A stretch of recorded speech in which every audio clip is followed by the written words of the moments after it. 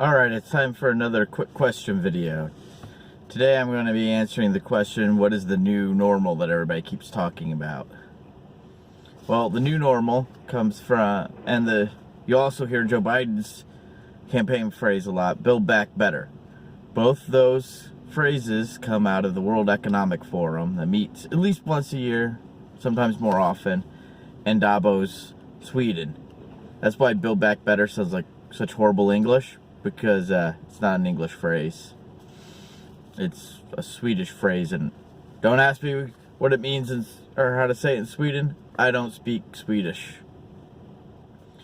But what is this new normal and build back better they're talking about?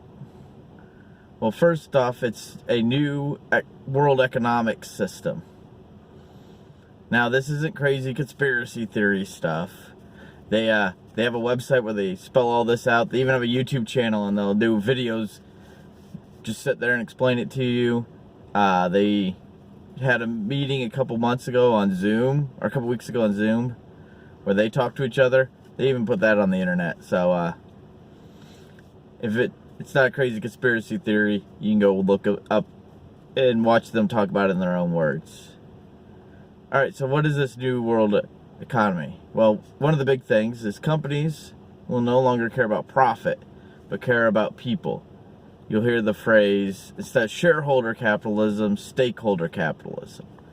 Well, like, companies are more concerned about social justice and environmental justice and blah blah blah justice than making money. So these companies are working on these politically correct things, and if they lose money in the process, well, that's fine. The government or the world governments will just bail them out. So the companies are okay with this because they know they can do whatever they want now, lose money, and the government will pay them. So why should they care? But you, if you're living off your 401k, or an old woman living off of her husband's pension, well, and the stock price goes down or the economy tanks, well, who cares about those people? That's called fascism, by the way. One of the things they want to do is to restrict where people can live and what they can eat in order to help the environment. They want to... Hold on, my alarm's going off. Sorry about that. They want to set off big chunks of the United States as land, and other countries throughout the world as natural preserves and stuff. Already out west, like a third to half the land is owned by the federal government as parks and Bureau of Land Management land. Well, they want to expand that and want to move more and more people into cities and have the only land outside of cities either be controlled farmland or controlled natural wilderness land where people aren't allowed to go. They also want to restrict what people can eat because, you know, cows farting causes global warming, or these giant chicken houses are so horrible for global warming. So instead of switching to a more environmentally friendly method of producing meat, they want to have people eat 3D printed meat and bug protein, which sounds delicious. Has to be healthy. 3D printed meat sounds so healthy. Alright, they want to get rid of private property. Stuff like, instead of owning your house, you'll just rent your house. And instead of owning a car, the car company will just send a self-driving car, like Ford or Chevy or whatever, will just send a self-driving car to your house. You jump in, you take it to work, you take it to the mall, wherever you need to go. And you don't have to own the car. You won't have to worry about maintaining it. You won't have to worry about buying it, insurance, none of that. You won't have to worry about the environmental impacts of the car once you're done with it.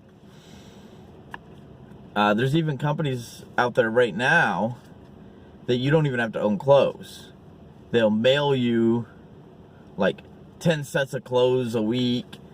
You can keep some of it if you want. You wear what you want. You send the rest of it back.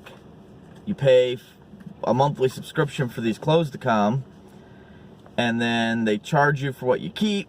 You send it all back. They don't charge you for that stuff, and then they dry clean it, and then send you another box next week, so you don't have to worry about even owning your own clothes. That way you can look fashionable all the time and not have to wear the same outfit twice. So and all this stuff is slowly starting to happen. Like, one of the things you'll hear about is like immunity or vaccine paperwork. So to fly in an airplane, to travel interstate, to get into a federal building, to do this or that. Even some companies are saying even if you want to work for them, you'll have to have your immunity card. Well, they want to put your immunity card on an app on your phone. And in China, they have your social credit score, how good of a citizen you are, in an app on your phone. And if you're not good enough, oh, you can't ride the bus today. Oh, you're not a good enough citizen, you can't buy food today. Or even, oh, you can't live in the apartment in the good side of town, only the bad side of town. Well, they want everybody in the world to have those kind of social credit scores. But there is hope. There's things we can do to prevent all this stuff from happening. And, well, we can't prevent the World Economic Forum from trying to push this stuff, but we can learn to have a good life, even better life than we're having now in the future. And later videos, as I add more videos to my collection, eventually on Thursdays I'm going to be doing videos called Thriving Thursdays about how to build a better life. Those will be coming in March. One video a week from starting in March on Thriving Thursdays until the end of time. Till I die or quit doing videos, whichever comes first. And I wanted to tell you that there's hope. Not only hope in what we can do as individuals, hope in building small communities, but also hope in that no matter how bad things get, I've read the back of the book, the Bible that is. I know how it ends. God ends up winning in the end. No matter how bad it gets here, there's always hope for that in the future. And I want to thank you for joining me today on the journey